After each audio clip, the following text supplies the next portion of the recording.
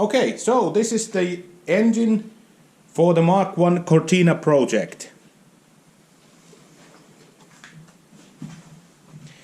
The engine is a 1.8 liter from a Mondeo, and it's pretty much complete, but unfortunately we have to remove a lot of stuff from it. Okay, so let's start to take it apart.